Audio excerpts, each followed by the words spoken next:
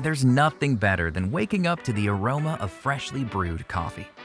Luckily, your Luxe Brewer makes that possible with the delayed auto start feature. Start by filling the water tank to your desired level. Add coffee grounds to your brew basket. Make sure the carafe is in place. And remember, keep the lid off for single-serve sizes. Next, press the delayed start button. If you haven't already set the clock on your machine, it'll prompt you to do that first. Turn the dial to set your preferred brew start time. Press the dial to confirm.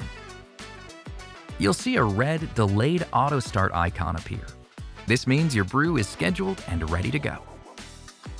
When the time you've set arrives, your Luxe Brewer will automatically start brewing.